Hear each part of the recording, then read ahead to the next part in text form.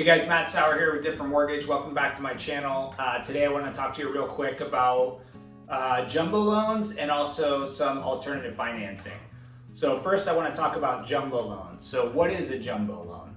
So there's typically conforming loans, conventional conforming loans, which Fannie Mae and Freddie Mac, which are the agencies that set the loan limits. Right now, as of this video, the national loan limit is about $766,500. Now, in addition to that, every county in the United States has a additional, what's called a high balance loan limit, which in San Diego right now is $1,600,000, like $250,000. Some counties in the country, it's not even any higher than $76,500. So that's going to be pretty much the same. But once you go above those high balance limits, and even if you don't, there's something called a jumbo loan or non-conforming. So these are loans that don't go with the Fannie Mae, Freddie Mac. They're individually underwritten by the banks that are securing them.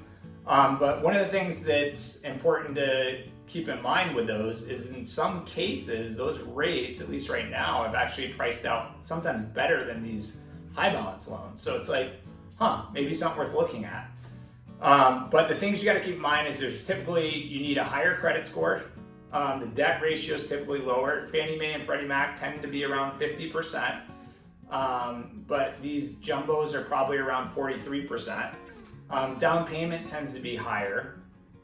So, they usually want to see 20% down. It's not, maybe there's some that'll do 15, but on conventional, you can get away with 3.5%, 5%. Jumbo, usually they want more.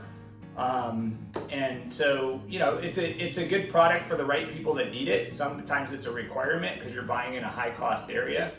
But it's really a matter of looking at it because people that are in the middle in that high balance limit area, sometimes a jumbo, if you can qualify, prices out better. So again, you want to look at, what's the conforming, what's the conventional options, what's the jumbo, and that ties into what are the interest rates, what are the qualifications, and then kind of see what makes sense. So that's kind of the jumbo side. Now, the other thing I want to talk about is alternative financing. Typically, after the 08-09 crash, that kind of all went out the window and it wasn't around anymore because it kind of got abused and misused. But now it's kind of coming back to where common sense underwriting is happening. For instance, one of them I want to talk about is a bank statement program. I'm doing a loan right now for a guy that's self-employed. Being a business owner and taking advantage of the tax benefits of doing that, he has a lot of write-offs, but they have a lot of deposits.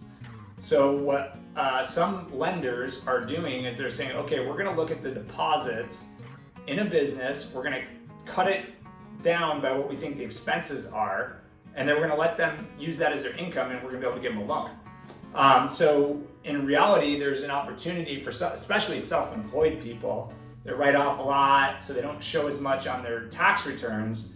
They can actually get financing through ways like this, and they have sometimes just a lot of different programs. So it's really unique. And then on the investment side, there's something called DSCR, which stands for Debt Service Coverage Ratio. So if you're buying an investment property, you could literally have no income, but if your down payment with what the payment is on the new property is the same or lower than what the rent is that you could rent it out on, they'll actually give you a loan. And so literally you could have like no income on your tax returns and still get a loan that way.